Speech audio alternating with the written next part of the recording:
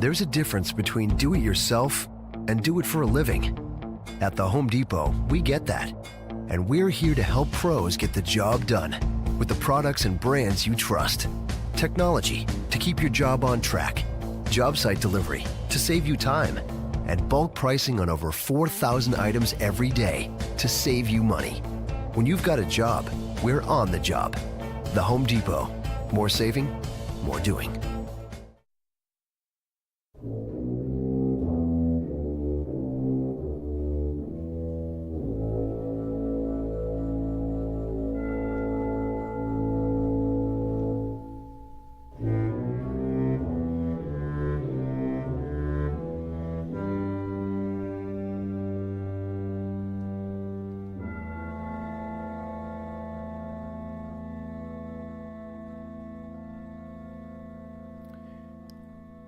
Welcome to Mysterious Goings On. I thought it might be a little fun for you to listen to a short story of mine from my most recent collection, Pilate 7, which is a book of short stories that revolve around the world of my John Pilate Mysteries series. So I've already recorded an intro and the entire thing, so I'm just going to put that in here, and I hope you'll enjoy it. Even if you don't know anything about the John Pilate universe, I think you might enjoy this story. It's called Badge. Until next time, keep reading. Welcome to a reading from Pilate 7, a book of short stories in the John Pilate series. I'm your host, Alex Greenwood, also known as J. Alexander Greenwood, the author of the series. Pilate 7 is a departure from other books in the series, which started with Pilate's Cross, went to Pilate's Key, to Pilate's Ghost, to Pilate's Blood. And now with Pilate 7, instead of a full-length novel, we have a book of 7 short stories that focus on characters around our lead character, around our hero, if you will, John Pilate. And today's reading is going to be from a short story called Badge. If you're familiar with the series, there should be a lot of things here that make sense to you. If you're not, hopefully it will entice you to pick up Pilate's Cross where this one leaves off and enjoy that. And before I let you go and start the story, just a reminder, you can find my blog, more information about the series. You can purchase autographed copies of the paperbacks. You can also buy other kind of merchandise at pilatescross.com, which is pilatescross.com. And then if you just want an ebook or just get a book elsewhere, you can find the ebooks and the books and even an audiobook on Amazon, and then also, of course, Barnes & Noble. Just about wherever ebooks and books are sold online, you can find my books. So without further ado, and if you'll bear with me through my attempts at accents, we will read Badge from Pilate 7. Copyright 2015, J. Alexander Greenwood, Caroline Street Press. Ollie Ollison's thick fingers grasped the bottle of wild turkey as if it were the size of a beer can, pouring a shot for himself and another for Morgan Scovill. He made a slight nodding motion with his head as he reached for his shot and brought it to his lips, where it stayed, motionless, eyes on Scovill. Scovill remained seated squarely in his seat, his straw hat hanging off the toe of the brown Justin boot on his right leg, crossed evenly over his left. His eyes, one seemingly frozen in a permanent squint, remained on Ollie's. "Drink up, Morgan," Ollie said, a command, not a request. "I'm on duty," he said. Ollison rolled his eyes, put the shot down, and ran his paws over his balding head. He snorted, "Please give me a fucking break." Scovill shrugged. "Okay, I'm not thirsty then." "I'll drink it, Daddy." A dull voice in the corner of the room resonated. It sounded as if it sprang from vocal cords soaked in heavy phlegm. "Shut up, Craig," Olison said, leaning back in his heavy leather chair, resting his black-booted feet on his massive desk. "Morgan, we have been through too much not to be completely on board on this." "I am." Scovill glanced at the massive carved eagle hanging on the wall above Ollie's seat. "Well, let's drink on it then," Ollie said, exasperated. Scovill swooped his hat off the tip of his boot and placed it on his head as he leaned forward and stood, grasping the shot glass with his free hand and downing it. He moved so quickly, the hulking Craig was momentarily startled from his torpor. Olliston smiled and finished his shot off. "Glad we understand each other," he said. "Glad you're on board." Scovill nodded, placed the shot glass on the desk upside down, and turned on his heel. Just so you understand that I'm handling this investigation, not you. Ollie raised his hands in mock surrender. Of course. Scovill said, moving past Craig, eyes forward. He grasped the door to Ollison's office, looking outside at the bank next door and Mostak's general store across the street. Just make sure our new college president understands our policy on interference in township matters, Ollison said. His authority stops at the edge of campus, and even on campus, it is only as long as I say so. Scovill replied, slipping on his mirrored sunglasses, walking outside to his truck. It didn't take long to track down Cross College President Jack Lindstrom, true to the rumors which fly around Cross Township faster than Superman giving Wonder Woman the business. Lindstrom had taken a powerful, if unsurprising, liking to the barbecue over at the Tin Roof Rib Shack. Now in his second year at the head of the tiny college, the popular president preferred to meet outside of town with wealthy local farmers to secure grants for his campus revitalization plans over steaming plates of ribs and pork butt sandwiches made by Bart Robeson, owner and operator. Lindstrom's precious black Mercedes gleamed in the gravel parking area. Some of the kids on campus called him Mr. Mercedes when he drove by. Word was he'd be letting that go as soon as the college coughed up a lease he had negotiated on a Lexus SUV. Scovill opened the beat-up screen door of the shack, the sweet smell of mesquite and pork overwhelming his nose.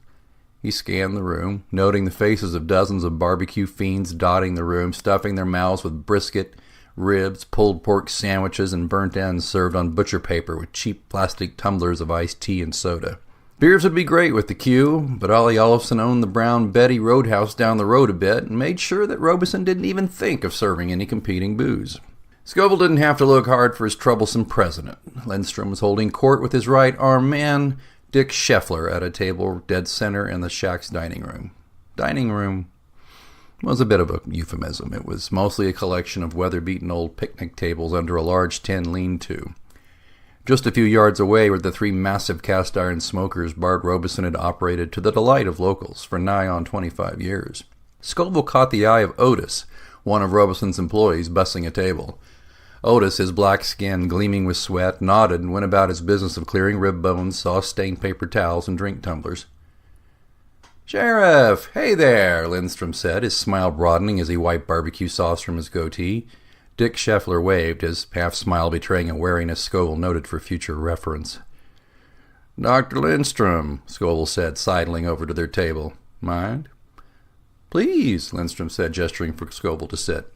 Scovill sat down, removing his hat and setting it upside down on the table, clear of a few dabs of spilled barbecued sauce and the sweat from an iced tea tumbler. "Sheriff, I believe you know Dick," Lindstrom said. Scheffler nodded and Scovill nodded back. "Dick.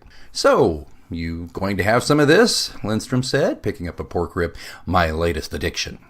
"No, just a social," he said. "Social call?" Lindstrom's brow furrowed. "What's more social than eating ribs?"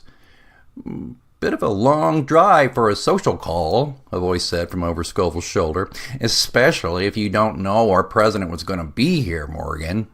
"Shit," Scovill thought. Without looking over his shoulder, he smiled for a second and said, "Derek Kroll, who's minding the stacks over at the college library if you're out here stuffing your face?" Kroll slid onto the bench next to Scheffler, holding a plastic orange tray heaped with ribs. "Oh, I think everything will be all right over there for an hour or two." He reached for a red squeeze bottle. "Besides, boss doesn't mind."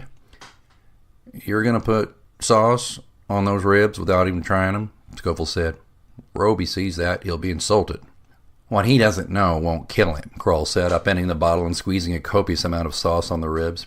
"He's picking up more meat at the butcher." Scovill grunted. "Your call, Kroll, but if Roby hears about it, he'll ban you for a year." Lindstrom rolled up his shirt sleeves, revealing a shiny gold watch with a black strap on his right wrist. Scovill raised his eyebrow. "I sure like that watch, Dr. Lindstrom. Wonder where I might find one when my Timex here gives up the ghost." "Patek Philippe," Lindstrom said. "It's a very exclusive watch. They don't have those at the General Mercantile." Kroll sniggered, denuding a rib bone of its meat in 3 bites. "Well, that's okay," Scovill said. "The Timex looks like it's in good shape for now anyway." "Speaking of time," Scheffler said. "Quite right," Lindstrom said. "We should be getting back to the admin building." I just got my food, Kroll said. Hold up just a bit, would you, sir? Scovill said. Lindstrom picked up a wet white packet, opened it, and began cleaning his hands, one finger at a time, the red coming off with only a light scrubbing motion. Sure, Sheriff, he said. Whatever you want. Scheffler sighed inwardly, his eyes on the table. Kroll continued to eat his sauce-drenched ribs, sucking every fiber of meat from each bone. Otis passed by the table, sliding a tumbler of iced tea in front of the sheriff. Scovill nodded in gratitude. Hot in here, he said. This'll hit the spot. What's on your mind, Sheriff? Lindstrom said. Well, he said, pausing to take a long swallow, I'm just checking to make sure you're settling in all right. Settling in? I've been here a year already. Lindstrom smiled, elbows on the table, leaning slightly forward. Well, we haven't chatted much, really, Scovill said, smiling back. Scovill's smile had a chilling effect on the table. Men like Scovill rarely smiled due to mirth. But this must be part of the famous Cross Township charm, Lindstrom said, very cordial. Everyone in Cross has been so hospitable. Especially the people who you're buying property from, Scovill said. Lindstrom nodded, his forehead shiny and scalp visible under his thinning hair. Oh, yes, the Hansons. Very nice folks. Very nice. Barely scratches the surface, Scovill said, his eyes on Lindstrom's. Cross College bought the Hanson home for a song, or should I say the Cross College Foundation? His gaze shifted to Scheffler, director of the foundation. Well, I don't know. We acquired it for a song. That we acquired it for a song? I mean, Scheffler said, shifting in his seat and accidentally dipping his elbow in a blob of barbecue sauce. Lindstrom shot him a quick, sharp glance and handed him a wet white packet, nodding at his elbow. You just got yourself in it, Dick. What I heard, Scovill said, sipping more from the tumbler of iced tea. Lindstrom observed a drop of condensation slip from the bottom of the tumbler and dropped dead center on Scovill's badge. Rumors, town's full of them. Surely you don't put any stock in those. Scovill shrugged. Don't have to. I can look up a deed at the county. And what's your point? Just that the Hanson house was on the market for one day, then your foundation closed the sale the next. So what? Lindstrom said. That house was adjacent to our science building, and we need the room for expansion. Incidentally, the house is coming down next month. Kroll's eyes darted between the two men, eating his ribs as if he were munching popcorn at a prize fight. Well, Marvin Hanson never told anybody around here he was even thinking of selling. In fact, a local interest had made him an offer a few months ago, and he turned it down. Next thing we know, Marvin's car's in a ditch, he's got a broken skull, and will be on disability for life. His poor wife Laney has to sell, incidentally, to the Cross College Foundation, so she can be near him at the nursing home in Goss City. Terrible tragedy, Lindstrom said. Yes, sir, it was, Scovill said. And still is. Just strange that all the pieces fell that way so fast. Lindstrom's smile unfurled. From what I understand, a car getting run into a ditch is a proven method for accelerating commerce around here. Kroll pursed his lips in a silent whistle, a rib halfway to his mouth, his eyes on Scovill. Scovill nodded, face impassive, and fished a toothpick from his pocket. He slipped it into his mouth. I am investigating what happened to Marvin. A silence dominated the table for a seemingly interminable 30 seconds, until a rib bone fell from Kroll's hands onto his tray. Last one, he said, smirking. That's good, Lindstrom said. Investigate. What do you think I'll find? Lindstrom shrugged. That Marvin had a stroke, that he was driving distracted. Maybe a wasp got in the car and he lost control trying to swat it. I hear that happens to people. Occam's razor. You know that one, Dr. Lindstrom? I know plenty about razors, Sheriff. Then maybe that's what it'll be, the simplest answer. I find that somebody ran him off the road. Scovill's gaze danced from Lindstrom to Kroll to Scheffler and back to Lindstrom. Scheffler ran a jittery hand through his hair, biting his lower lip. Kroll picked his teeth with a credit card. Lindstrom smiled. Well, as I said, that seems to be the thing around here, he said. Derek, didn't you tell me that that lovely young instructor, Kate something? Nathaniel, Kroll said, his expression wistful, as if imagining her nude in his bed. The lovely, lovely Kate Nathaniel. Lindstrom glared at Kroll, then swiveled his head back to Scovill. Nathaniel, yes. Didn't her husband die in a similar accident? Father-in-law, too, Grohl said. Way back when. Oh, yes, terrible. Sheriff, it would seem that you might want to spend less time monitoring real estate deals and more time policing the state highways. Scovill eyed Lindstrom for a moment, rolling the toothpick from one side of his mouth to the other. He stood. Thanks for the advice, President Lindstrom. Please, call me Jack, Morgan, he said, also extending his right hand. It is Morgan, isn't it? Scovill ignored the proffered handshake. It's Sheriff. I'll be seeing you. Scoville's stomach growled the entire way back to Cross. The smell of Bart Robeson's barbecue is torture when you can't have any. The sun was down by the time his home appeared in the headlights. His wife was out of town visiting her old man at his farm outside Grand Island. He had cancer in his pancreas and wouldn't see Christmas. She had left right after Scovill went to work. Scovill smiled at the note she left on a casserole dish in the fridge. Heat at 250 for 40 minutes, with a hurriedly drawn, crude lace heart underneath. He replayed her last words to him that morning, the same every morning. Don't get hurt. Yes, ma'am, he said in the kitchen, that morning, and again that night, to her spirit. His mind cast back to her thick waist, mousy hair, and crooked smile as she threw feed to the chickens and cursed Ranger the rooster for laying down on the job. He supposed not many men would give her a second look these days, but she was a supermodel in the hayloft back in her day. Morgan Scovill had loved her in that hot, precious, dusty moment, and he loved her still. He had just preheated the oven when the phone rang. So, what did they say? Typical Ollie Olafson, no greeting, just business. He thinks you wrecked Marvin, Scovill said, leaning against the kitchen sink. Well, shit, Ollie said. I had nothing to do with that. You're pretty mad about that sale, Scovill said. So? And you had a few wild turkeys that night, as I recall. So did Craig. Never mind that, Ollie said. So how are you going to build your case against Lindstrom? Scovill paused, holding the old rotary phone receiver away from his ear as if it had offended him. I thought we drank on this, Scovill said. I wear the badge.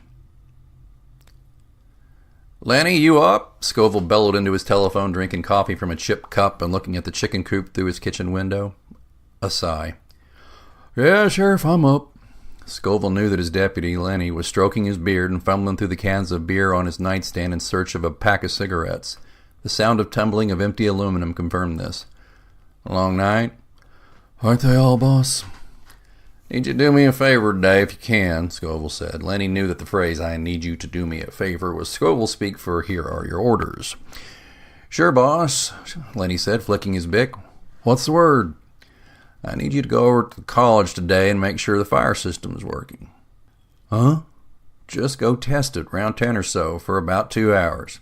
Oh, Lenny chuckled. On and off for 2 hours? Admin building only? Yep, I suspect it isn't in good working order. You got it, Lenny said. If you get any static, call me, but keep your 6-shooter in your holster. Scovill hung up, put on his gun belt, and trudged out to feed the chickens before he got on with his law enforcement duties. The Heartland Care Home of Goth City was pleasant enough if you could forget that it was the last stop for the people who lived there. It was a place where the residents died slowly while their caregivers died just a little slower, toiling daily to make the last weeks of the residents' lives a tiny bit better. Scoville's Uncle Wilf died at Heartland. The man survived D-Day and 50-plus years of mind-numbing work on a hog farm, living every day for Schlitz o'clock, only to check out from an infected bedsore. Scovill had taken great pleasure in busting John D. Getty, the former administrator, for cooking the books at the home. He normally never would have bothered. Everybody had to make a living somewhere or another, and Medicare fraud wasn't really Scoville's bailiwick. But Getty had let Scoville's uncle rot away without proper wound care. That elicited a few calls to the state, then the feds, and Scovill got to slap the cuffs on Getty in the lobby to the surprise of the residents and the whispered approval of the staff.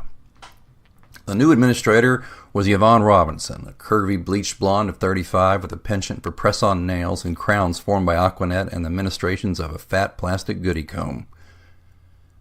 Yvonne, Scovill said, ignoring the smell of shit and antiseptic that dominated the lobby, which was decorated with a garish dollar store Jesus prints, plastic flowers, and wallpaper from the me decade. Sheriff, she said, striding across the lobby to greet him, to what do we owe the... Looking to talk to Marvin. Yvonne's round face crumpled into a mask of impatience. Well, Sheriff, you know... Her voice lowered, and she rested her long-nailed fingers lightly on his forearm. Mr. Hanson can't speak, you know. Not really. Yep, he said. But his wife can. She's here. Saw Laney's Chrysler outside. Well, of course, he's in Hall B, room 12, she said, pointing the way, her long fingernail nearly poking a nurse's assistant in the eye as she passed. Sorry, Virginia. Scovill tipped his hat. Thank you. Anytime.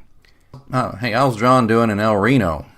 Her predecessor was doing his stretch at the camp for white-collar offenders outside the federal prison in El Reno, Oklahoma. Yvonne smirked. He's just fine, by all accounts. You know John D. He always finds a way to thrive. When's he out? Her eyes rolled up and to the right. He has about another 14 months. Good. Scovill nodded and turned to Hall B, tipping his hat to an ancient woman in a wheelchair who called out, Hello, Marshal Dillon. Miss Kitty, good day to you. Laney Hanson's gaze did not waver from her husband's bedside when Scovill knocked gently on the door jamb beside a whiteboard that read, Mr. Marvin Hanson's room in blue marker. Hanson was a bed baby, a resident unable to tend to any of his own body functions, and this was marked in a discreet code in small print below his name. Laney, it's Morgan Scovill. She held her husband's hand. His face was never quite right after the wreck. One of the eyes was out of kilter, and a nasty, jagged scar ran the length of his scalp. Hair never regrew very well on that side of his scalp. It just made an ugly trail from his cheek, over his forehead, and behind the right ear. Come to pay your respects to Marvin, she said, her eyes on Marvin's soulless eyes, staring at two differing fixed points. Scovill removed his hat and walked to the other side of the bed. Hello, Marvin. His voice was a whisper. He can hear you, so speak up, Laney said. She was a handsome woman of 60, though since Marvin's accident she'd stopped dyeing her hair, using makeup, or wearing anything other than simple denim blouses over denim work pants and boots. She looked like she was going out to tend her flower beds any minute now. Scovill's dad had often said that Laney Hanson was the prettiest girl in Cross in her day. That day was clearly behind her. Laney, he said, clearing his throat. She continued to hold Marvin's hand and look at his tortured face. Did those fellas in town, the ones who bought your house, did they ever, Laney's eyes remained on Marvin. Did they what, Sheriff? Offer us peanuts for our house after we refused the first few offers? Did they run Marvin off the road and ruin our lives? Her voice was steely, as if she'd practiced that very utterance for weeks. That's all I needed to know. Her eyes worked from Marvin's face, across his limp body, and up to Morgan Scovill's chest. What's that? She pointed at his star. Scovill looked at her finger, tracing it to her gaze at his right upper chest. My badge?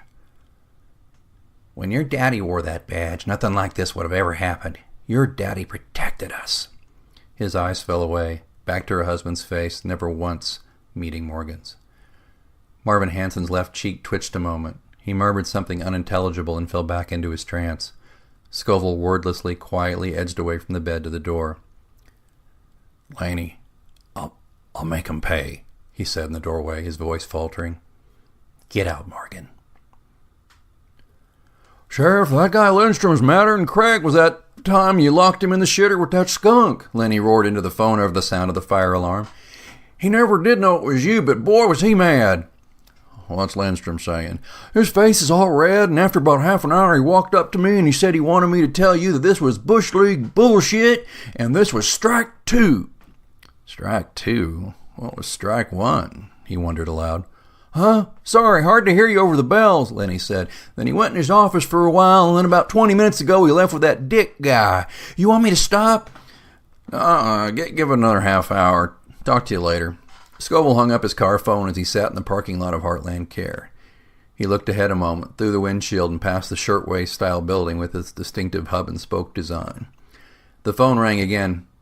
Scovill, he said, his eyes still on the building. Morg, it's Ollie. Where are we in all this shit? I'm going to bury this guy. Well, that's more like it, he laughed. What's your next move? That's my call, Mr. Mayor, he said. Anything else you need? Not a thing. Then do me the courtesy of staying out of it, you and Craig, and let me deal with it. It may take some time. Understood? It's your badge, just as long as our new friend understands who runs this town. Scovill grunted and hung up, turned the key and pointed his truck at Cross Township. He eased it out of the parking lot with care, so as not to let the roar of his engine disturb the Heartland residents. A month later, the Indian summer had yielded to fall's invasion. This being Nebraska, fall was a deceptive flurry of leaves and cold breezes for a couple of weeks before giving way to a wintry mix of ice and snow. "Hey, Sheriff," Derek Kroll said, smiling as used car dealers smile in the Cross Town cafe downtown. "Kroll," he said, nodding as the librarian pulled up a chair. "Here we got a new guy on board. Trevathan brought him in to make up for some of that dead wood Lindstrom fired last semester." "Uh-huh," Scovill said, drinking his coffee and looking straight ahead.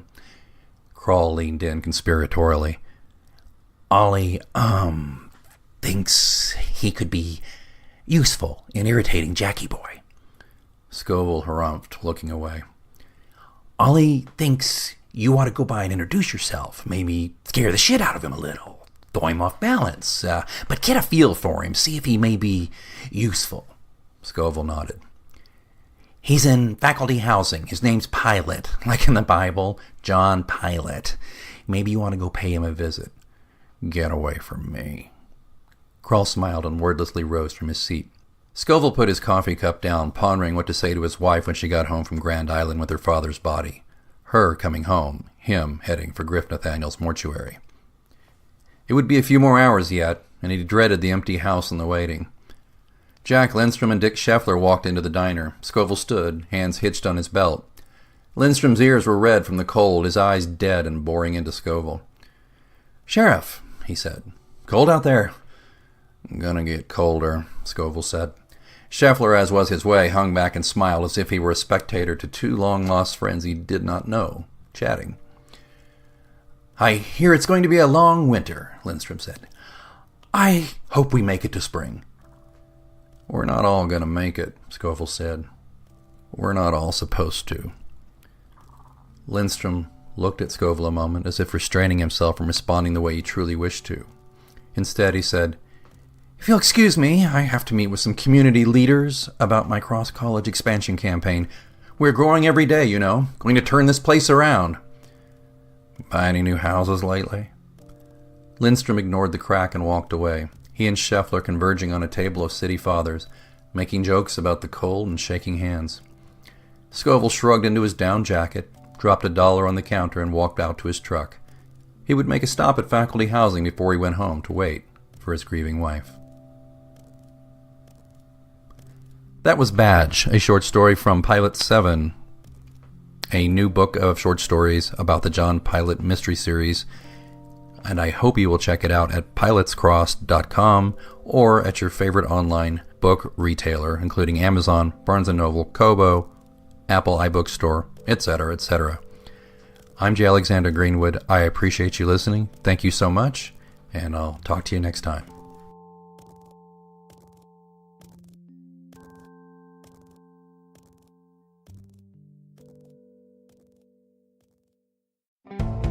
There's a difference between do it yourself and do it for a living.